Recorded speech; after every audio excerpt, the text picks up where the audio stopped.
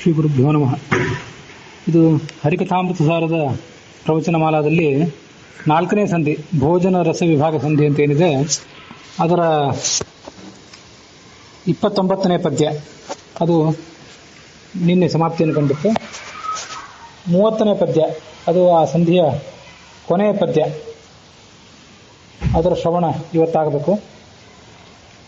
5,89,705 ರೂಪವ ಧರಿಸಿ ಭೋಕ್ತೃಗ ಭೋಜ್ಯನೆಂದೆನಿಸಿ ಶ್ರೀಧರಾ ದುರ್ಗಾ ರಮಣ ಪಾದಾದಿ ಶಿರಪರ್ಯಂತ ವ್ಯಾಪಿಸಿ ಕಾದುಕೊಂಡಿಹ ಸಂತತ ಜಗನ್ನಾಥ ವಿಠ್ಠಲನು. ಲಕ್ಷ್ಮೀದೇವಿಗೆ 3 ರೂಪಗಳು, ಶ್ರೀದೇವಿ, ಭೂದೇವಿ ಮತ್ತು ದುರ್ಗಾದೇವಿ ಅಂತ 3 ರೂಪಗಳು. ಅವು ಸತ್ವ, ರಜಸ್, ತಮಸ್ ಗುಣಗಳಿಗೆ ಅಭಿಮಾನಿ ಅನಿಸಿಕೊಂಡಿರುವಂತಹ 3 ರೂಪಗಳು. ಅಂಥ 3 ರೂಪವುಳ್ಳಂತಹ ಲಕ್ಷ್ಮೀದೇವಿಗೆ ರಮಣನಾದಂತಹ ಜಗನ್ನಾಥ ವಿಠ್ಠಲ ಆ ಪರಮಾತ್ಮ ಏನಿದ್ದಾನೆ, ಒಟ್ಟಾರೆ 5,89,705 ರೂಪಗಳನ್ನು ಧಾರಣೆ ಮಾಡಿಕೊಂಡು ಭೋಕ್ತೃವಿನಲ್ಲಿ, ಭೋಕ್ತೃ ಅಂದರೆ ಭೋಜನ ಮಾಡುವಂಥ ವ್ಯಕ್ತಿ, ಭೋಜ್ಯ ಅಂದರೆ ನಾವು ಸ್ವೀಕಾರ ಮಾಡುವಂಥ ಪದಾರ್ಥಗಳು, ಅವುಗಳ ಒಳಗಿದ್ದಾನೆ. ಒಟ್ಟಾರೆ ಪಾದದಿಂದ ಆರಂಭ ಮಾಡಿಕೊಂಡು ತಲೆಯ ತನಕ ಎಲ್ಲ ಕಡೆ ವ್ಯಾಪಿಸಿಕೊಂಡಿದ್ದಾನೆ ಆ ಜೀವಿಯನ್ನು. ಹೀಗೆ ವ್ಯಾಪಿಸಿಕೊಂಡಿದ್ದು ಎಲ್ಲ ಕಡೆ ಇರೋದರಿಂದಾಗಿ ಆ ತನ್ನ ಭಕ್ತರನ್ನು ಆತ ಕಾಪಾಡ್ತಾನೆ.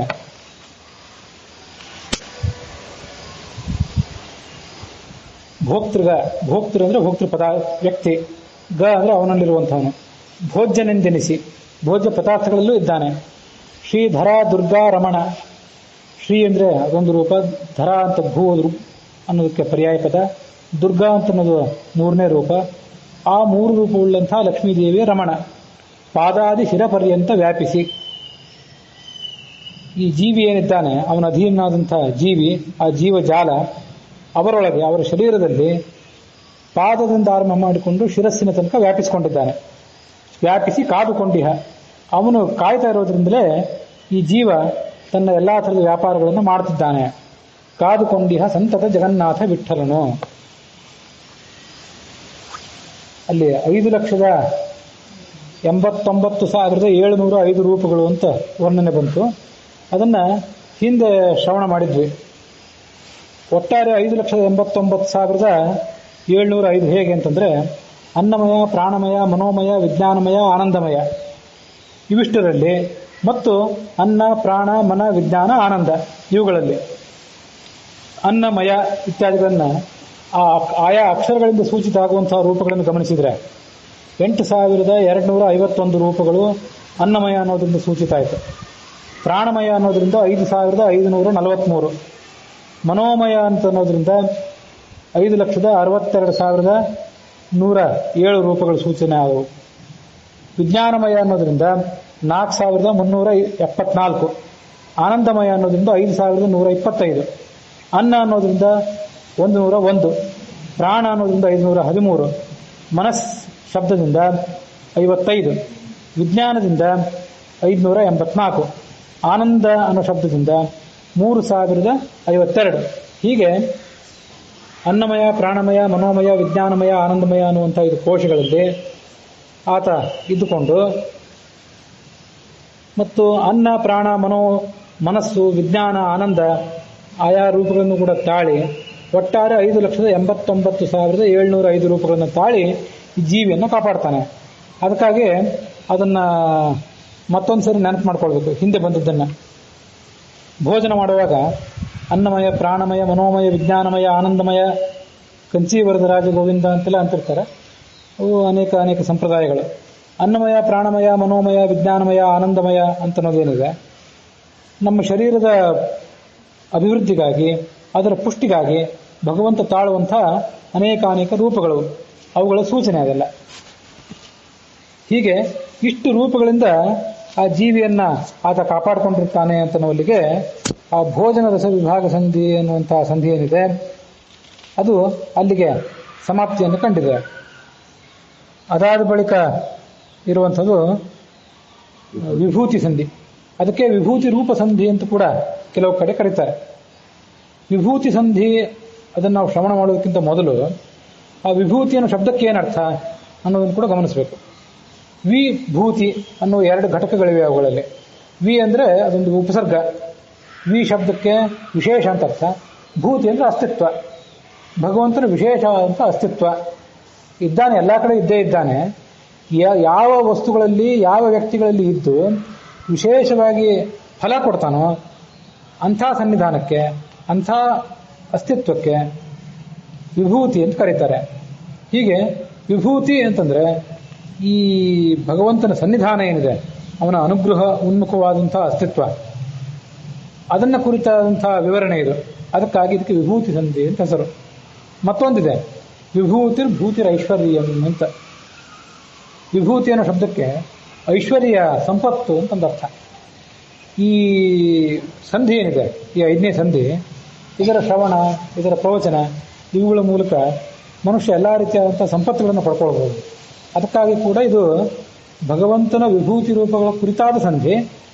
ಮತ್ತು ಆ ರೂಪಗಳ ಶ್ರವಣ ಮಾಡೋದ್ರ ಮೂಲಕ ಪ್ರವಕ್ತೃಗಳಿಗೆ, ಶ್ರೋತೃಗಳಿಗೆ ಐಶ್ವರ್ಯವನ್ನು ಕೊಡುವಂಥದ್ದಾದ್ದರಿಂದ ವಿಭೂತಿದಾಯಕವಾದ ಸಂಧಿ ಆದ್ದರಿಂದ ಕೂಡ ಇದು ವಿಭೂತಿ ಸಂಧಿ ಅಂತ ಹೀಗೆ ಅದನ್ನ ಅರ್ಥ ಮಾಡ್ಕೊಳ್ಬೇಕು. ಶ್ರೀತರುಣಿ ವಲ್ಲಭನ ಪರಮ ವಿಭೂತಿ ರೂಪವ ಕಂಡಲ್ಲಿ ತೆರದಿ ಚಿಂತಿಸುತ್ತ ಮನದಲ್ಲಿ ನೋಡು ಸಂಭ್ರಮದಿ ನೀತ ಸಾಧಾರಣ ವಿಶೇಷ ಸಜಾತಿ ನೈಜ ಆಹಿತವು ಸಹಜ ವಿಜಾತಿ ಖಂಡಾಖಂಡ ಬಗೆಗಳನ್ನರಿತು ಬುಧರಿಂದ. ಶ್ರೀತರುಣಿ ಅಂತಂದ್ರೆ ಲಕ್ಷ್ಮೀದೇವಿ, ಅವಳ ವಲ್ಲಭ. ಅವನ ನಾನಾ ಥರದ ರೂಪಗಳಿವೆ. ಈ ಮುಂದೆ ಹೇಳುವಂಥ ನಾನಾ ಥರದ ರೂಪಗಳು, ಇವುಗಳನ್ನೆಲ್ಲ ಈ ಮುಂದೆ ಹೇಳುವಂತೆ ತಿಳ್ಕೊಳ್ಬೇಕು. ಕಂಡಲ್ಲಿ ಈ ಥರದಿ ನಿಮ್ಗೆ ಎಲ್ಲೆಲ್ಲಿ ನೋಡ್ಲಿಕ್ಕೆ ಸಾಧ್ಯ ಇದೆಯೋ ಅಲ್ಲೆಲ್ಲ ಕಡೆ ತಿಳ್ಕೊಳ್ಬೇಕು. ಕೇವಲ ಪ್ರತಿಮಾದಲ್ಲಿ ನೋಡ್ಬೇಕಂತಲ್ಲ, ಬೇರೆ ಕಡೆ ಎಲ್ಲೆಲ್ಲಿ ನೋಡ್ಲಿಕ್ಕೆ ಸಾಧ್ಯ ಇದೆಯೋ ಅಲ್ಲೆಲ್ಲ ಕಡೆ ಭಗವಂತನ ರೂಪಗಳನ್ನು ನಾವು ತಿಳ್ಕೊಳ್ಬೇಕು. ಹಾಗೆ ತಿಳ್ಕೊಂಡು ಮನಸ್ಸಿನಲ್ಲಿ ನೋಡು, ಎದುರಿಗಿರುವಂತಹ ಆಯಾ ಪ್ರತೀಕಗಳಲ್ಲಿ ಭಗವಂತನ ರೂಪಗಳನ್ನು ತಿಳಿದುಕೊಂಡು ಮನಸ್ಸಿನಲ್ಲಿ ಅದನ್ನು ಧ್ಯಾನ ಮಾಡಿ ನೋಡು ಸಂಭ್ರಮದಿ. ಅವು ಯಾವುವು ಅಂತಂದರೆ ನೀತ, ಸಾಧಾರಣ, ವಿಶೇಷ, ಸಜಾತಿ, ನೈಜ, ಆಹಿತ, ಸಹಜ, ವಿಜಾತಿ, ಖಂಡ ಅಖಂಡ ಬಗೆಗಳನ್ನು ಅರಿತು ಬುಧರಿಂದ. ಜ್ಞಾನಿಗಳ ಮೂಲಕವಾಗಿ ಅವುಗಳನ್ನು ತಿಳಿದುಕೊಳ್ಳಿ. ನಮಗೆ ನೇರವಾಗಿ ಗೊತ್ತಾಗದೇ ಇರಬಹುದು. ಪ್ರತಿಮಾ ಒಂದು ನೋಡಿದ್ರೆ ಪ್ರತಿಮಾ ಗೊತ್ತಾಗ್ತದೆ ಅಷ್ಟೇ. ಭಗವಂತನಿಗೆ ಸದೃಶವಾದಂಥ ಒಂದು ಆಕಾರ ಆ ಪ್ರತಿಮೆಗೆ ಕೊಟ್ಟಿರ್ತಾರೆ ಶಿಲ್ಪಿಗಳು, ಅದೊಂದನ್ನು ನೋಡ್ತೀವಿ. ಅಷ್ಟನ್ನು ಬಿಟ್ಟರೆ ನಮಗೆ ಮತ್ತೆ ಯಾವುದು ಕಾಣಿಸೋದೇ ಇಲ್ಲ. ಭಗವಂತನ ನೈಜವಾದಂಥ ದರ್ಶನ ಅಂತೂ ನಮ್ಗೆ ಆಗೋದಿಲ್ಲ. ಇನ್ನು ಈ ವಿಭೂತಿ ರೂಪಗಳು ನಮ್ಗೆ ಕಾಣಿಸೋದು ಯಾವಾಗ? ಅದಕ್ಕಾಗಿ ಬುಧರಿಂದ ಅದನ್ನು ತಿಳ್ಕೊಳ್ಳಿ, ಶಾಸ್ತ್ರಗಳ ಮೂಲಕ ಅದನ್ನು ತಿಳ್ಕೊಳ್ಳಿ. ಶಾಸ್ತ್ರಗಳ ಮೂಲಕ ಅದನ್ನು ತಿಳಿದುಕೊಂಡು ಅರ್ಥ ಮಾಡಿಕೊಂಡು ಅದರ ಪೂರ್ಣವಾದಂತಹ ವಿವರಣೆ ಆಗದೇ ಇದ್ರೆ ಜ್ಞಾನಿಗಳ ಪ್ರವಚನದ ಮೂಲಕ ಅದನ್ನು ಅರಿತುಕೊಂಡು ಆ ಮೂಲಕ ಆನಂದವನ್ನು ಪಡ್ಕೊಳ್ಬೇಕು. ಅಲ್ಲಿ ನೀತ, ಸಾಧಾರಣ, ವಿಶೇಷ ಇತ್ಯಾದಿ ರೂಪಗಳೇನಿವೆ ಅದಕ್ಕೆ ಆ 10ಕ್ಕೆ ಸಂಬಂಧಪಟ್ಟಂತೆ ಅನೇಕ ವಿವರಣೆಗಳನ್ನು ನೋಡ್ತೇವೆ. ಹರಿಕಥಾಮೃತ ಸಾರಕ್ಕೆ ವ್ಯಾಖ್ಯಾನಗಳೇನಿವೆ ಸ್ವಲ್ಪ ವ್ಯತ್ಯಾಸಗಳ ಪೂರ್ವಕವಾಗಿ ಅದಕ್ಕೆ ವಿವರಣೆ ಮಾಡ್ತಾರೆ. ದ್ರೌಪದೀಶ ಪತಿ ವಿಠಲದಾಸರು ಅಂತ ಅವರ ವ್ಯಾಖ್ಯಾನ ಏನಿದೆ ಅದಕ್ಕೆ ಹೊಂದ್ಕೊಂಡಂತೆ ಸ್ವಲ್ಪ ವಿವರಣೆ ಹೀಗೆ ಹೇಳ್ತೇನೆ. ಮೊದಲನೇದು ನೀತ ಅಂತ ಬಂತು. ನೀತ ಅಂತಂದ್ರೆ ಅದು ನೀನ್ಯ ಪ್ರಾಪಣೆ ಅಂತ ಸಂಸ್ಕೃತದ ಮೂಲ ಧಾತು, ಅದರಿಂದ ಹುಟ್ಟಿದಂಥದ್ದು. ನೀತ ಅಂದ್ರೆ ಹೊರಗೆ ಬಂದದ್ದು ಅಂತ ಅರ್ಥ. ಹಾಗಾಗಿ ಮೂಲದಿಂದ ಹೊರಗೆ ಬಂದದ್ದು, ಮೂಲದಿಂದ ಸಿಡಿದು ಹೊರಗೆ ಬಂದದ್ದು. ಮೂಲ ರೂಪ ಅಂತ ಏನಿರ್ತದಲ್ಲ, ಆ ಭಗವಂತನ ಮೂಲ ರೂಪ ಅದು ನಾನಾ ಸಂದರ್ಭದಲ್ಲಿ ನಾನಾ ಥರದ ಅವತಾರಗಳನ್ನು ತಾಳ್ತದೆ, ಮತ್ಸ್ಯ, ಕೂರ್ಮ ಇತ್ಯಾದಿ ಅವತಾರಗಳನ್ನು. ಅದಕ್ಕಾಗಿ ಅದನ್ನು ನೀತ ಅಂತ ಕರೀತಾರೆ. ನೀತ ಅಂದ್ರೆ ತರಲ್ಪಟ್ಟದ್ದು. ಅವತಾರ ಅನ್ನೋ ಶಬ್ದಕ್ಕೂ ಅದೇ ಅರ್ಥ. ತರಣ ಅಂತಂದ್ರೆ ಕೆಳಗೆ ಬರೋದು. ಹೀಗೆ ಅವತಾರ ಅಂತಂದ್ರೆ ಭೂಮಿಗೆ, ಯಾವುದು ಭೂಮಿಗೋ ಮತ್ತಾವುದೋ ಲೋಕಕ್ಕೋ ಕೆಳಗೆ ಇಳಿದು ಬಂದಂಥದ್ದು ಅಂತ ಹೀಗೆ ಅರ್ಥ. ನೀತ ಅಂದ್ರೆ ಅವತಾರ ಅನ್ನೋ ಶಬ್ದಕ್ಕೂ ಸಾಮಾನ್ಯವಾಗಿ ಒಂದೇ ಅರ್ಥ. ಹಾಗಾಗಿ ಮತ್ಸ್ಯಾದಿ ರೂಪಗಳನ್ನು ನೀತ ವಿಭೂತಿ ಅಂತ ತಿಳ್ಕೊಳ್ಬೇಕು. ಆದರೆ ಮತ್ಸ್ಯಾದಿ ರೂಪಗಳಿಗೂ ಮತ್ಸ್ಯ, ಕೂರ್ಮ ಇತ್ಯಾದಿ ರೂಪಗಳಿಗೂ ಭಗವಂತನ 10 ಅವತಾರಗಳೇನಿವೆ ಆ ರೂಪಗಳಿಗೂ ಮೂಲ ರೂಪಕ್ಕೂ ವ್ಯತ್ಯಾಸ ಏನಾದರೂ ಇದೆ ಅಂತಂದ್ರೆ ವ್ಯತ್ಯಾಸ ಏನಿಲ್ಲ, ಹೆಸರುಗಳಷ್ಟೇ. ಧ್ಯಾನ ಮಾಡಲಿಕ್ಕೆ ಒಂದು ಹೆಸರಷ್ಟೇ. ಆದರೆ ಶಕ್ತಿ ಸಾಮರ್ಥ್ಯಗಳ ದೃಷ್ಟಿಯಿಂದ, ಗುಣಗಳ ದೃಷ್ಟಿಯಿಂದ ಮೂಲ ರೂಪಕ್ಕೂ ಈ ನೀತ ರೂಪಗಳಿಗೂ ನೀತಾದಿ ರೂಪಗಳಿಗೂ ಯಾವುದೇ ವ್ಯತ್ಯಾಸ ಇಲ್ಲ. ಅದರ ಮುಂದಿರುವಂಥದ್ದು ಸಾಧಾರಣ. ಸಾಧಾರಣ ಅಂತಂದ್ರೆ ಎಲ್ಲ ಕಡೆ ಇರುವಂಥದ್ದು. ಮತ್ಸ್ಯ, ಕೂರ್ಮ, ವರಾಹ, ಕೃಷ್ಣ, ರಾಮ, ದತ್ತ, ವೇದವ್ಯಾಸ ಇತ್ಯಾದಿಗಳೇನಿವೆ ಅವುಗಳನ್ನು ಅವತಾರ ಅಂತ ನಾವು ಕರಿತೇವೆ. ಯಾವುದೋ ನಿರ್ದಿಷ್ಟವಾದಂಥ ಕಾರ್ಯವನ್ನು ಮಾಡಲಿಕ್ಕಾಗಿ ಬಂದದ್ದು. ಇದು ಸಾಧಾರಣ, ಇದೆ ನಮ್ಮೊಳಗೆಲ್ಲ ಇದೆ. ಇದನ್ನು ಸಾಧಾರಣ ಅಂತ ಕರೀತಾರೆ. ಇಲ್ಲೆಲ್ಲ ಈ ಭಗವಂತನ ಅಸ್ತಿತ್ವ ಇದೆಯಲ್ಲ, ಇದೇನೋ ಒಂದು ವಿಶೇಷ ಕಾರ್ಯ ಮಾಡಲಿಕ್ಕಾಗಿ ಬಂದದ್ದಲ್ಲ ಈ ಭೂಲೋಕಕ್ಕೆ. ನಮ್ಮ ಪ್ರಾರಬ್ಧಕ್ಕಾಗಿ ಬಂದದ್ದು ಇದು. ಪ್ರಾರಬ್ಧಕ್ಕಾಗಿ ಹುಟ್ಟಿದೆವು, ಪ್ರಾರಬ್ಧಕ್ಕಾಗಿ ಬದುಕಿದೆವು, ಪ್ರಾರಬ್ಧಕ್ಕಾಗಿ ಸಾಯ್ತೇವೆ, ಮುಗಿತದಲ್ಲಿ ಜೀವನ. ಅಂತೂ ಯಾವುದೇ ಮಹಾ ದೇವತಾ ಕಾರ್ಯವೋ ಮತ್ಯಾವುದೋ ಸಜ್ಜನೋದ್ಧಾರ ಮೊದಲಾದಂಥ ಕಾರ್ಯವೋ ಉದ್ದೇಶವೂ ಇಲ್ಲದೆ ಒಬ್ಬ ಜೀವಿ ಹುಟ್ಟಿ ಬಂದಿರ್ತಾನೆ. ಅವನೊಳಗೆ ಒಂದು ಬೇಕಲ್ಲ ರೂಪ. ಅವನೊಳಗೆ ಭಗವಂತನ ರೂಪ ಇಲ್ಲದೆ ಇದ್ರೆ ಆ ಜೀವಿಯ ಸ್ವಂತದ ಆಟ ಅನ್ನೋದು ನಡಿಬೇಕಲ್ಲ. ಬೇರೆಯವ್ರನ್ನ ಕಾಪಾಡೋದು, ಬೇರೆಯವ್ರನ್ನ ಉದ್ಧಾರ ಮಾಡೋದು ಹೋಗಲಿ. ಅವನವನ ಕಾರ್ಯ ಆಗ್ಲಿಕ್ಕಾಗಿ ಒಂದೊಂದು ರೂಪ ಬೇಕು. ಅದನ್ನು ಸಾಧಾರಣ ರೂಪ ಅಂತ ಕರೀತಾರೆ. ಎಲ್ಲ ಜೀವಿಗಳು ಬದುಕಿದ್ದಾರಲ್ಲ, ಬದುಕಿದ್ದು ತಮ್ಮ ತಮ್ಮ ಜೀವನ ನಡೆಸ್ತಿದ್ದಾರಲ್ಲ, ಅದಕ್ಕೆಲ್ಲದಕ್ಕೂ ಆಧಾರವಾದ ರೂಪವೇ ಸಾಧಾರಣ ರೂಪ.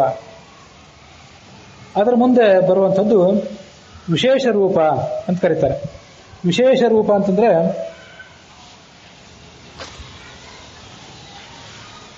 ಈಗಾಗಲೇ ಹೇಳಿದಂತೆ ಚತುರ್ಮುಖ ಬ್ರಹ್ಮ, ಪೃಥು ಮೊದಲಾದ ಚಕ್ರವರ್ತಿಗಳು, ಇವರಲ್ಲೆಲ್ಲ ಇರುವಂಥದ್ದೇನಿದೆ ಅದನ್ನ ವಿಶೇಷವಾದಂಥ ರೂಪ ಅಂತ ಕರೀತಾರೆ. ಪೃಥು ಮೊದಲಾದ ಚಕ್ರವರ್ತಿಗಳು, ಆ ಚಕ್ರವರ್ತಿಗಳು ಮೂಲತಃ ಭಗವಂತನ ಅವತಾರರೇನಲ್ಲ. ಭೂಮಿಯಲ್ಲಿ ಹುಟ್ಟಿ ಅನೇಕ ದೊಡ್ಡ ದೊಡ್ಡ ಕಾರ್ಯಗಳನ್ನು ಮಾಡಿದವರು, ಈ ಜಗತ್ತಿಗೊಂದು ಸ್ಥಿತಿಯನ್ನು ಒದಗಿಸಿದವರು. ಚತುರ್ಮುಖ ಬ್ರಹ್ಮ, ಪೃಥು ಚಕ್ರವರ್ತಿ ಮತ್ತು ಎಷ್ಟೋ ದೊಡ್ಡ ದೊಡ್ಡ ರಾಜರು ಇವರೆಲ್ಲ.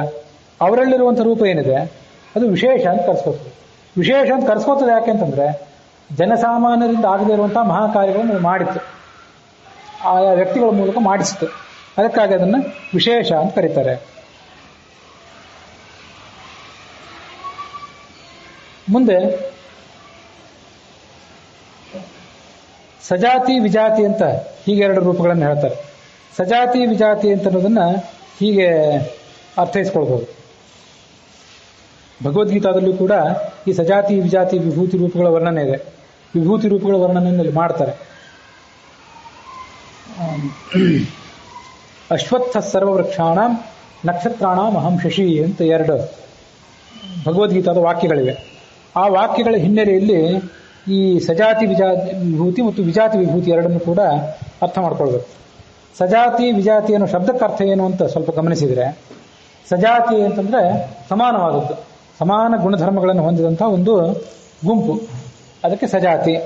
ಸಜಾತೀಯ ಅಂತಂದ್ರೆ ಆ ಗುಂಪಿನ ಒಬ್ಬ ಸದಸ್ಯ, ಅವನಿಗೆ ಸಜಾತೀಯ ಅಂತ ಕರೀತಾರೆ. ವಿಜಾತಿ ಅಥವಾ ವಿಜಾತೀಯ ಅಂತಂದ್ರೆ ವಿಭಿನ್ನವಾದಂತಹ ಗುಣಧರ್ಮಗಳನ್ನು ಹೊಂದಿದಂತಹ ಒಂದು ಗುಂಪು, ಅದನ್ನು ವಿಜಾತಿ ಅಂತ ಕರೀತಾರೆ. ಆ ವಿಭಿನ್ನವಾದಂತಹ ಗುಣಧರ್ಮಗಳನ್ನು ಹೊಂದಿದಂತಹ ಒಂದು ಗುಂಪೇನಿದೆ, ಆ ಗುಂಪಿನ ಸದಸ್ಯನಿಗೆ ವಿಜಾತೀಯ ಅಂತ ಕರೀತಾರೆ. ಇಲ್ಲಿ ಸಜಾತಿ ವಿಭೂತಿ ಮತ್ತು ವಿಜಾತೀಯ ವಿಭೂತಿ ಅಂತ ಹೀಗೆ ಏನರ್ಥ ಅಂತಂದ್ರೆ, ಅಶ್ವತ್ಥ ಸರ್ವವೃಕ್ಷಾಣ ಇದು ಸಜಾತಿ ವಿಭೂತಿ. ಅನೇಕ ವೃಕ್ಷಗಳಿವೆ, ಎಲ್ಲವೂ ವೃಕ್ಷಗಳೇ, ಎಲ್ಲವೂ ಬೇರಿನ ಮೂಲಕ ಪಾದಪ ಅಂತ ಕರೀತಾರೆ ಅವನ್ನ. ಪಾದ ಅಂದ್ರೆ ಬೇರು, ಬೇರಿನ ಮೂಲಕ ನೀರನ್ನು ಹೀರಿಕೊಂಡು ಬದುಕುವಂಥವು, ಎಲ್ಲವೂ ಕೂಡ ಸ್ಥಾವರಗಳೇ, ನಿಂತಲ್ಲೇ ನಿಲ್ಲುವಂಥವು. ವೃಕ್ಷತ್ವ ಅನ್ನೋ ಜಾತಿ ಎಲ್ಲ ಕಡೆ ಒಂದೇ, ಇದನ್ನು ಸಜಾತಿ ಅಂತ ಕರೀತಾರೆ. ಆದರೆ ಅವುಗಳಲ್ಲಿ ಅಶ್ವತ್ಥ ಅನ್ನೋ ವೃಕ್ಷ ಹೆಚ್ಚು ಶ್ರೇಷ್ಠ ಆಗಿದೆ. ಅದು ಸಂತಾನ ಮತ್ತು ವಿವಾಹ ಇತ್ಯಾದಿ ಕಾರ್ಯಗಳಿಗೆ ವಿಶೇಷವಾದಂಥ ಅನುಗ್ರಹವನ್ನು ಮಾಡುವ ಶಕ್ತಿಯನ್ನು ಪಡ್ಕೊಂಡದ್ದು. ಅದು ಆ ಅಶ್ವತ್ಥಕ್ಕೆ ಹೇಗೆ ಬಂತು? ಅಶ್ವತ್ಥ ಅಂದರೆ ಸಾಮಾನ್ಯವಾಗಿ ಯಾವುದೋ ಒಂದು ಚೇತನ, ಯಾವುದೋ ಒಂದು ಜೀವ ನಾವು ಮನುಷ್ಯನ ರೂಪದಲ್ಲಿ ಹುಟ್ಟಿ ಬರ್ತದೆ. ಆನೆಯಾಗಿಯೋ ಮೊಸಳೆಯಾಗಿಯೋ ಮತ್ತೆ ಯಾವುದೋ ಗೋವಾಗಿಯೋ ಹುಟ್ಟಿ ಬಂದಿರ್ತದೆ.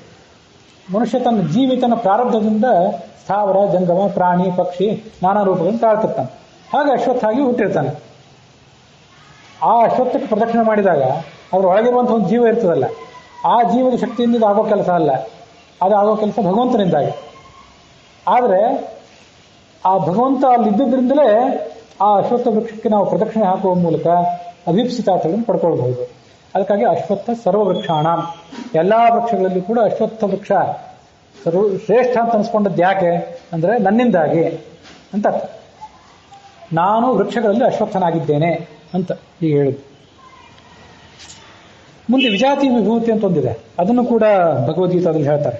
ನಕ್ಷತ್ರಾಣ ಮಹಂ ಶಶಿ ಅಂತ. ರಾತ್ರಿ ಹೊತ್ತಿನಲ್ಲಿ ಆಕಾಶದ ಕಡೆಗೆ ದಿಟ್ಟಿಸಿ ನೋಡಿದರೆ ಸಹಸ್ರಾರು ಕೋಟಿಗಟ್ಟಲೆ ನಕ್ಷತ್ರಗಳು, ಅವುಗಳಲ್ಲಿ ಹೆಚ್ಚು ಹೊಳಪಿನಿಂದ ಕಾಣಿಸುವಂಥದ್ದು ನಮಗೆ ಚಂದ್ರ. ನಕ್ಷತ್ರಾಣ ಮಹಂ ಶಶಿ. ಆ ನಕ್ಷತ್ರಗಳು ಮತ್ತು ಚಂದ್ರಗಳ ಗುಂಪೇನಿದೆಯಲ್ಲ, ಅವೆರಡು ಬೇರೆ ಬೇರೆ ಗುಂಪೇ ಅವು. ಅಶ್ವತ್ಥ ಅಂತ ಅನ್ನೋದು ವೃಕ್ಷದ ಗುಂಪಿಗೆ ಸೇರಿದ್ದು, ಆದರೆ ನಕ್ಷತ್ರಗಳು ನಕ್ಷತ್ರ ಅಂತ ಅನಿಸ್ಕೊಂಡವು. ಚಂದ್ರ ಮಾತ್ರ ಗ್ರಹ. ಚಂದ್ರ ಗ್ರಹ, ನಕ್ಷತ್ರಗಳು ನಕ್ಷತ್ರಗಳು. ಅಶ್ವಿನಿ ಭರಣಿ ಮೊದಲಾದವು ನಕ್ಷತ್ರಗಳು. ನಕ್ಷತ್ರದ ಗುಂಪೇ ಬೇರೆ, ಗ್ರಹಗಳ ಗುಂಪೇ ಬೇರೆ. ಆದರೆ ಆಕಾಶದ ಕಡೆ ನೋಡಿದರೆ ಆ ನಕ್ಷತ್ರಗಳ ನಡುವೆ ಚಂದ್ರ ಹೆಚ್ಚು ಹೊಳಪಿನಿಂದ ಕಂಗೊಳಿಸ್ತಿರ್ತಾನೆ. ಹಾಗಾಗಿ ನಕ್ಷತ್ರಗಳ ನಡುವೆ ಚಂದ್ರನಿಗೊಂದು ಶ್ರೇಷ್ಠತೆ ಬಂದಿದೆ. ನಕ್ಷತ್ರಗಳಿಗೆ ಆತ ಪತಿ ಆದ್ದರಿಂದ, ಅಶ್ವಿನಿ ಭರಣಿ ಮೊದಲಾದ ನಕ್ಷತ್ರಾಭಿಮಾನಿ ದೇವತಾ ಸ್ತ್ರೀಯರೇನಿದ್ದಾರೆ ಅವರಿಗೆ ಪತಿ ಆದ್ದರಿಂದಲೂ ಮತ್ತು ಹೊಳಪಿನ ಕಾರಣದಿಂದಾಗಿಯೂ ಕೂಡ ನಕ್ಷತ್ರಗಳಲ್ಲಿ ಆತ ಹೆಚ್ಚು ಎದ್ದು ಕಂಗೊಳಿಸ್ತಾನೆ. ತನಗಿಂತ ವಿಜಾತೀಯಗಳಾದಂತಹ ಆ ನಕ್ಷತ್ರಗಳ ನಡುವೆ ಈತ ಶ್ರೇಷ್ಠನಾಗಿದ್ದಾನೆ. ಯಾಕಂದ್ರೆ ಕಣ್ಣಿಗೆ ಕಾಣಿಸುವಂಥದ್ದು ಇದು ಅಂಥ ಒಂದು ಶ್ರೇಷ್ಠತೆ ಚಂದ್ರನಿಗೆ ಬಂತೆಲ್ಲಿಂದ? ಅದು ಕೂಡ ನನ್ನಿಂದಾಗಿ ಬಂದಿದ್ದು ಅಂತ ಭಗವದ್ಗೀತಾದಲ್ಲಿ ಕೃಷ್ಣ ಹೇಳಿದ ಮಾತು. ಇದನ್ನ ಸಜಾತಿ ವಿಭೂತಿ ಮತ್ತು ವಿಜಾತಿ ವಿಭೂತಿ ಅಂತ ಹೀಗೆ ಅರ್ಥ ಮಾಡ್ಕೊಳ್ಬೇಕು. ಮುಂದೆ ನೈಜ ವಿಭೂತಿ ಮತ್ತು ಆಹಿತ ವಿಭೂತಿಗಳು ಅಂತ ಇನ್ನೆರಡಿವೆ. ನೈಜ ವಿಭೂತಿ ಮತ್ತು ಆಹಿತ ವಿಭೂತಿ ಅಂತ ಅನ್ನೋದನ್ನ ಆ ಶಬ್ದಗಳೇ ಹೇಳುವಂತೆ ಹೀಗೆ ನೋಡ್ಬೋದು ನಾವು. ನೈಜ ಅಂದ್ರೆ ಸ್ವಾಭಾವಿಕವಾದಂತ ಅರ್ಥ. ಶಾಲಗ್ರಾಮದಲ್ಲಿ ಇರುವಂಥ ರೂಪ ಏನಿದೆ, ಶಾಲಗ್ರಾಮದಲ್ಲಿರುವಂಥ ಭಗವಂತನ ಸನ್ನಿಧಾನ ಅದು ನೈಜವಾದದ್ದು. ಯಾವ ಶಾಲಗ್ರಾಮಕ್ಕೂ ಕೂಡ ಅದನ್ನ ಯಾರೋ ಒಬ್ರು ದಾನ ಕೊಟ್ಟ ಮೇಲೆ ಅಥವಾ ಎಲ್ಲಿಂದ ಯಾವುದೋ ಮೂಲದಿಂದ ನಮ್ಮ ಕೈಗೆ ಬಂದ ಮೇಲೆ ಆ ಶಾಲಗ್ರಾಮದಲ್ಲಿ ಪ್ರಾಣ ಪ್ರತಿಷ್ಠಾ ಮಾಡಬೇಕಾಗಿಲ್ಲ. ಅದಕ್ಕೆ ಯಾವುದೇ ಹೋಮ ಬೇಕಾಗಿಲ್ಲ. ಪ್ರತಿಮಾಗಳಿಗಾದ್ರೂ ಹೋಮ ಬೇಕು. ಹೋಮ ಮಾಡಿ ಪ್ರಾಣನ ಪ್ರತಿಷ್ಠೆ ಭಗವಂತನ ಸನ್ನಿಧಾನವನ್ನಲ್ಲಿ ಆವಾಹನೆ ಮಾಡಿ ಆ ಮೂಲಕ ಅದರಲ್ಲಿ ಪ್ರದಕ್ಷಿಣೆ ನಮಸ್ಕಾರ ಇತ್ಯಾದಿಗಳು ಆಮೇಲೆ ಪ್ರಾರಂಭ. ಉಳಿದು ಪ್ರತಿಮಾಗಳಿಗೆ, ಲೋಹ ಶಿಲಾ ಇತ್ಯಾದಿ ಪ್ರತಿಮಾಗಳಿಗೆ ಶಾಲಗ್ರಾಮಕ್ಕೆ ಅದು ಬೇಕಾಗಿಲ್ಲ. ಯಾವುದೇ ಪ್ರತಿಷ್ಠಾಪನೆ ಅದಕ್ಕೆ ಬೇಕಾಗಿಲ್ಲ. ಮತ್ತು ನಿತ್ಯ ಪೂಜಾ ಮಾಡಲಿಕ್ಕೆ ಅದರಲ್ಲಿ ತತ್ವನ್ಯಾಸ ಮಾತೃಕಾನ್ಯಾಸಗಳು ಬೇಕಾಗಿಲ್ಲ.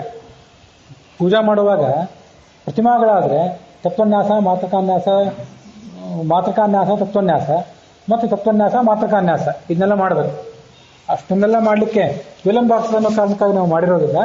ಆದರೂ ಏನು ಮಾಡ್ತೀವಿ, ಪ್ರತಿನಿತ್ಯ ಪೂಜಾ ಆಗುವಾಗ ಪೂಜಾದ ಪ್ರಾರಂಭದಲ್ಲಿ ನಿಶುಸೀದ ಗಣಪತಿ ಅಂತ ಮಂತ್ರ ಹೇಳಿ ಭಗವಂತನೇ ಈ ಪ್ರತಿಮಾದಲ್ಲಿ ಬಂದು ಕೂತ್ಕೋ ಅಂತ ಅವನ್ನ ಕರಿತೇವೆ. ನನ್ನ ಬಿಂಬರೂಪಿಯಾದಂತಹ ನನ್ನ ಹೃದಯದಲ್ಲಿರುವಂತಹ ಭಗವಂತನೇ, ಸಪರಿವಾರನಾದಂತಹ ಭಗವಂತನೇ, ನನ್ನ ಹೃದಯದಿಂದ ಎದ್ದು ಹೊರಗೆ ಬಂದು ಈ ಪ್ರತಿಮಾದಲ್ಲಿ ಕೂತ್ಕೋ. ಯಾವತ್ತು ಪೂಜಾವಸ್ಥಾನ ಸ್ಥಿರೋಭವ, ಪೂಜಾ ಮುಗಿಯೋ ತನಕ ಸ್ಥಿರನಾಗಿಲ್ಲಿರು ಅಂತ ಅವನು ಕರಿತೇವೆ. ಕರೆದು ಆವಾಹನ ಮುದ್ರಾ, ಅದು ಇಲ್ಲಿ ಬಂದು ಕೂತ್ಕೊಂತ ಮುದ್ರಾ, ಸನ್ನಿರೋಧ ಮುದ್ರಾ ಅಂತೆಲ್ಲ ಮುದ್ರಾಗಳಿವೆ. ಆ ಭಗವಂತ ಆ ಸನ್ನಿಧಾನ ಕಳೆದುಕೊಂಡು ಆತ ಎಲ್ಲೂ ಎದ್ದು ಹೋಗಬಾರದು. ಆ ಥರ ಸನ್ನಿಧಾನ ಮುದ್ರಾ, ಅವರೋಧ ಮುದ್ರಾ, ಅವಗುಂಠ ಮುದ್ರಾ ಇತ್ಯಾದಿ ಮುದ್ರಾಗಳನ್ನು ತೋರಿಸಿ ಪೂಜೆ ಮುಗಿಯೋ ತನಕ ಇಲ್ಲೇ ಸ್ಥಿರನಾಗಿರುವಂತ ಅವನನ್ನು ಬೇಡಿಕೊಂಡು ಪೂಜೆ ಆದಮೇಲೆ ಮತ್ತೆ ನನ್ನ ಹೃದಯಕ್ಕೆ ಮರಳಿ ಬಾ ಅಂತ ಅವನನ್ನು ಕರಿತೇವೆ. ಇದು ಮಾಡಬೇಕಾದ್ದು. ಮತ್ತೆ ಆ ಪ್ರತಿಮಾಗಳಲ್ಲಿ ಮೊದಲು ಮಾತೃಕಾನ್ಯಾಸ, ಆಮೇಲೆ ತತ್ವನ್ಯಾಸ ಪೂಜಾ ಪ್ರಾರಂಭದಲ್ಲಿ. ಪೂಜಾ ಮುಗಿಯುವಾಗ ಮೊದಲು ತತ್ವನ್ಯಾಸ, ಆಮೇಲೆ ಮಾತೃಕಾನ್ಯಾಸ ಇತ್ಯಾದಿಗಳನ್ನು ಮಾಡಿ ಆ ಭಗವಂತನ ಅಂಗಾಂಗಗಳನ್ನು ಮುಟ್ಟಿ ಆ ಸನ್ನಿಧಾನವನ್ನು ಪೂಜಾ ಕಾಲದಲ್ಲಿ ತಂದು ಪೂಜಾ ಮುಗಿದ ಮೇಲೆ ಆ ಸನ್ನಿಧಾನವನ್ನು ಮರಳಿಸಬೇಕು. ನನ್ನ ಬಿಂಬರೂಪಿಯಾದ ಭಗವಂತನೇ ಬಾ ಅಂತ ಕರಿಬೇಕು.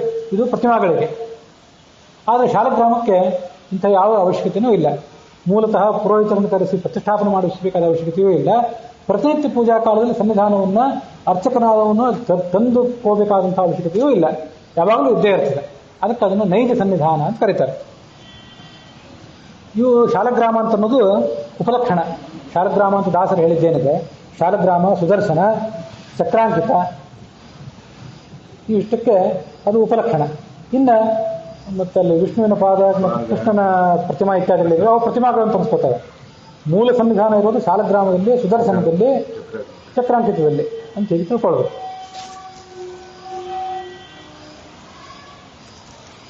ಇದನ್ನು ಹೀಗೆ ನೈಜ ಸನ್ನಿಧಾನ ಏನಿದೆ ಅದು ಶಾಲಗ್ರಾಮದ ಸನ್ನಿಧಾನ.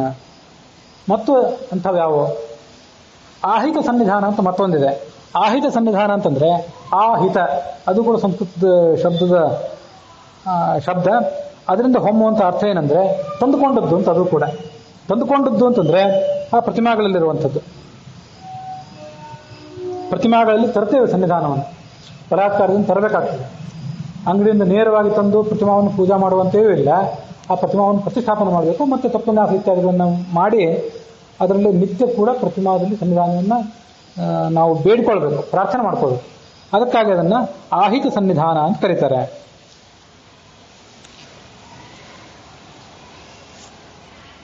ಮುಂದೆ ಸಹಜ ಸನ್ನಿಧಾನ ಅಂತ ಒಂದಿದೆ. ಈ ವಿಶೇಷ ಸನ್ನಿಧಾನ ಅಂತ ಹಿಂದೆ ಬಂತು.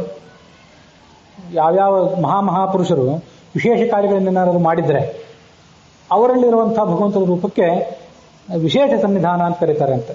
ಇಲ್ಲಿ ಸಹಜ ಸನ್ನಿಧಾನ ಅಂತ ಮತ್ತೊಂದಿದೆ. ನೈಜ, ಸಹಜ ಇವೆಲ್ಲ ಶಬ್ದಗಳು ಒಂದೇ ರೀತಿಯಾಗಿ ಕಾಣ್ತವೆ. ಆದರೂ ವ್ಯಾಖ್ಯಾನಗಳಿಗೆ ಅನುಸಾರವಾಗಿ ಸ್ವಲ್ಪ ವ್ಯತ್ಯಾಸವಾದ ಅರ್ಥವನ್ನು ಹೇಳಬೇಕು. ದ್ರೌಪದೀಶಪತಿ ವಿಠಲದಾಸರು ಅಂತ ನಾನು ಈಗ ಹೇಳಿದೆ. ಆದರೂ ನಾನು ಈಗ ಹೇಳ್ತಿರೋದು ಸ್ವಲ್ಪ ಅವ್ರು ಹೇಳಿದ್ದಕ್ಕಿಂತ ವ್ಯತ್ಯಾಸವಾಗೇ ಹೇಳಿದೆ. ಇಲ್ಲಿರುವಂಥ 3-4 ವ್ಯಾಖ್ಯಾನಗಳು ಮತ್ತೆ ಬೇರೆ ಕಡೆ ಶ್ರವಣ ಮಾಡಿದ್ದು, ಅಧ್ಯಯನ ಮಾಡಿದ್ದು, ಇದನ್ನು ಸೇರಿಸ್ಕೊಂಡು ಹೇಳ್ತಿದ್ದೇನೆ.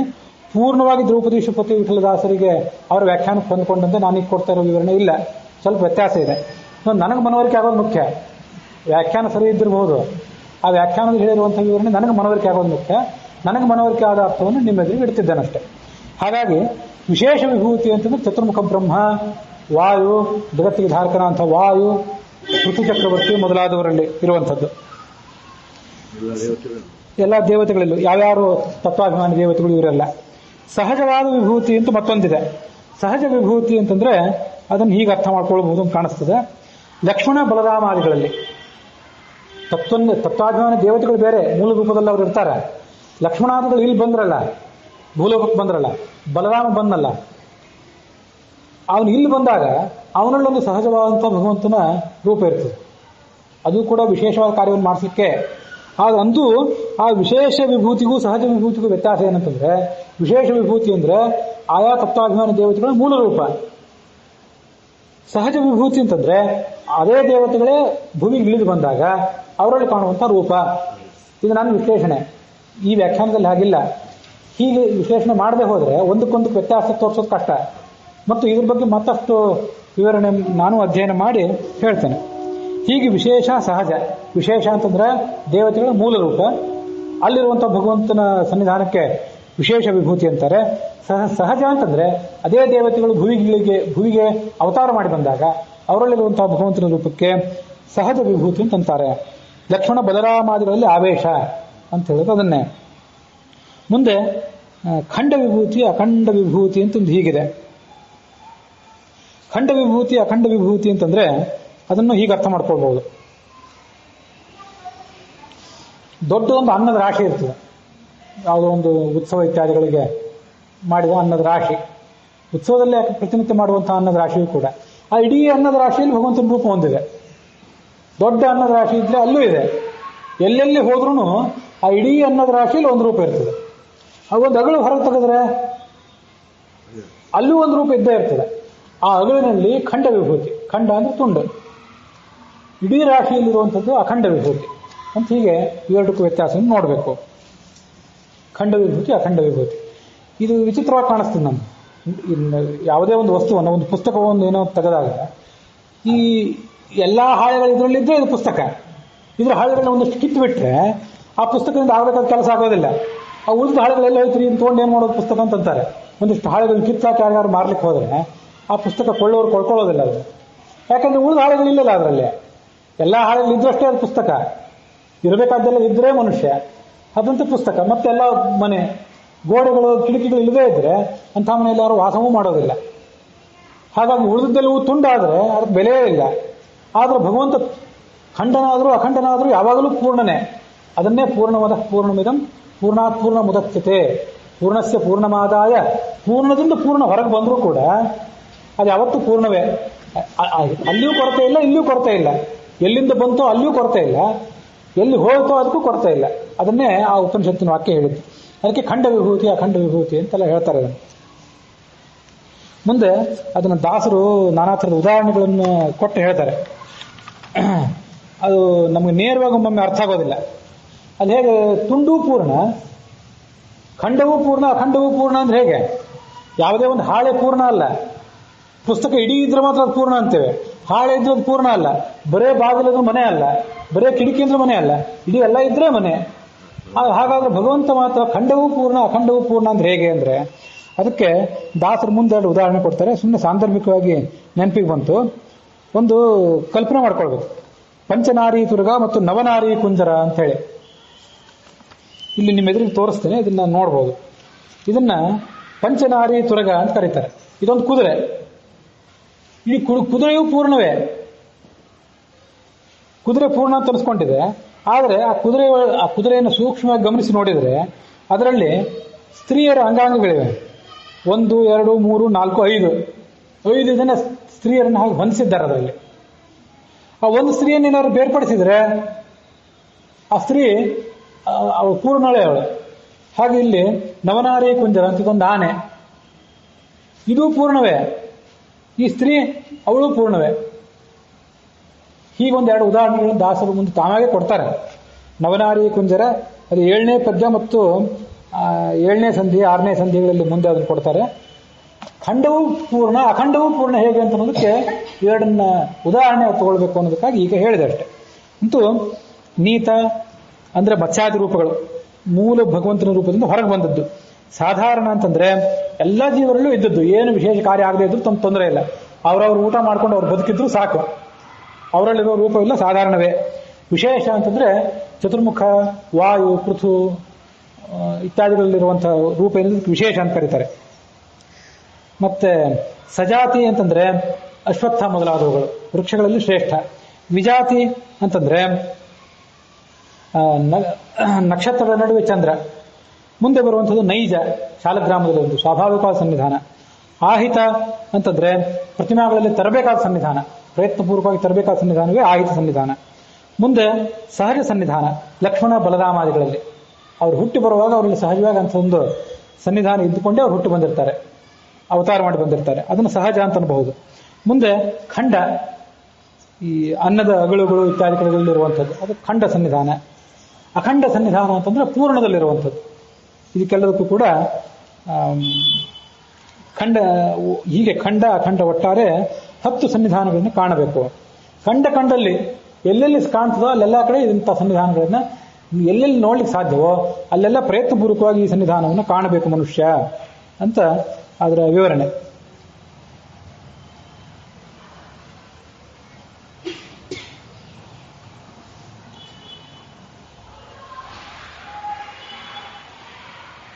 ಜಲಧರ ಆಗಸದೊಳಗೆ ಚಲಿಸುವ ಹಲವು ಜೀವರ ನಿರ್ಮಿಸಿಹನು. ಅದರೊಳು ಸಜಾತಿ ವಿಜಾತಿ ಸಾಧಾರಣ ವಿಶೇಷಗಳ ತಿಳಿದು ತತ್ತತ್ ಸ್ಥಾನದೊಳು ಬೆಗ್ಗಳಿಸಿ ಹಬ್ಬಿದ ಮನದಿ ಪೂಜಿಸು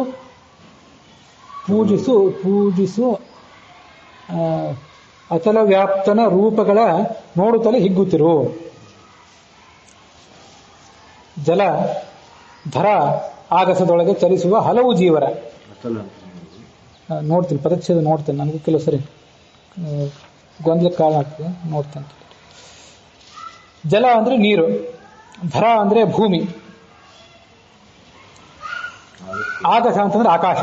ಅದರೊಳಗೆ ಸಂಚಾರ ಮಾಡುವಂತಹ ಹಲವು ಜೀವಿಗಳು ಒಟ್ಟಾರೆ 3 ಥರ.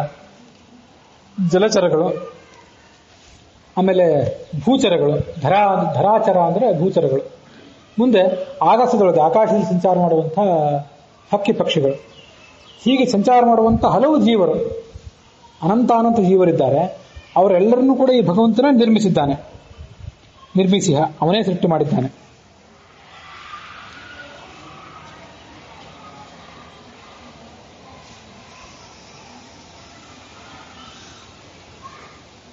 ಅದರೊಳು ಸಜಾತಿ ವಿಜಾತಿ ಸಾಧಾರಣ ವಿಶೇಷಗಳು ತಿಳಿದುಕೋ. ಈ ಎಲ್ಲ ರೂಪಗಳನ್ನು ನೋಡಿದಾಗ, ಜಲಚರಗಳನ್ನು ನೋಡಿದಾಗ, ಭೂಚರಗಳನ್ನು ನೋಡಿದಾಗ, ಆಕಾಶಚರಗಳನ್ನು ನೋಡಿದಾಗ ಅಲ್ಲೆಲ್ಲ ಸಜಾತಿ ವಿಜಾತಿ ಸಾಧಾರಣ ಅನ್ನುವಂಥ ಯಾವ್ಯಾವ ರೂಪಗಳಿವೆ ಅಂತೆಲ್ಲ ಸಾಧ್ಯ ಆದಷ್ಟು ಮನುಷ್ಯ ತಿಳಿದುಕೊಳ್ಳಿಕ್ಕೆ ಪ್ರಯತ್ನ ಪಡಬೇಕು.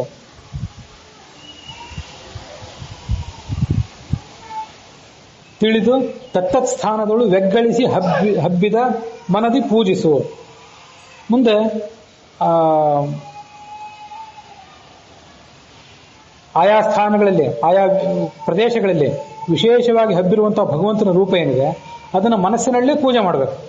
ಮನಸ್ಸಿನಲ್ಲೇ ಪೂಜೆ ಮಾಡಿ ಆ ಮೂಲಕವಾಗಿ ಸಂತೋಷ ಪಡುವ. ರೂಪಗಳ ನೋಡುತ್ತಲೇ ಹಿಗ್ಗುತ್ತಿರುವ. ಅಲವ ವ್ಯಾಪ್ತ, ಲವ ಅಂದ್ರೆ ಸ್ವಲ್ಪ ಅಂತ ಅರ್ಥ, ಅಲವ ಅಂದ್ರೆ ಬಹಳ, ಅಲವ ವ್ಯಾಪ್ತ ಅಂತಂದ್ರೆ ಎಲ್ಲಾ ಕಡೆ ಇರುವಂತವನು ಅಂತ ಅರ್ಥ. ಪೂಜಿಸುತ್ತ ಅಲವ ವ್ಯಾಪ್ತನ ಹೀಗಂತ ಪದಚ್ಛೇದ ಮಾಡಬೇಕು. ಪೂಜೆ ಮಾಡ್ತಾ ಇರು. ಪೂಜೆ ಮಾಡೋದು ಕೇವಲ ಮಂಟಪ ಹಾಕಿ ಅಭಿಷೇಕ ಮಾಡಿ ಮಂಗಳಾರತಿ ಮಾಡಿ ಅಷ್ಟನ್ನೇ ಪೂಜೆ ಅಂತ ತಿಳ್ಕೊಬೇಡ. ಎಲ್ಲಾ ಕಡೆ ಇರುವಂತಹ ರೂಪಗಳನ್ನು ನೋಡಿ ತಿಳಿದುಕೋ, ಅದೇ ದೊಡ್ಡ ಪೂಜೆ. ಪೂಜಿಸುತ್ತ ಅಲವ ವ್ಯಾಪ್ತನ, ಲವ ವ್ಯಾಪ್ತ ಅಂದ್ರೆ ಕೆಲವೇ ಕಡೆ ಇರುವಂತವನು, ಅವ್ಯಾಪ್ತ ಅಂತ ಅರ್ಥ. ಅಲವ ವ್ಯಾಪ್ತ ಅಂದ್ರೆ ಸರ್ವತ್ರ ವ್ಯಾಪ್ತ ಅಂತ ಅರ್ಥ. ಅಲವ ವ್ಯಾಪ್ತನ ರೂಪಗಳ ನೋಡುತ್ತಲೇ ಹಿಗ್ಗುತ್ತಿರು, ನೋಡಿ ಸಂತೋಷ ಪಡು, ಎಲ್ಲಾ ಕಡೆ ಇದ್ದಾನೆ ಅಂತ ನೋಡಿ ಸಂತೋಷ ಪಡು.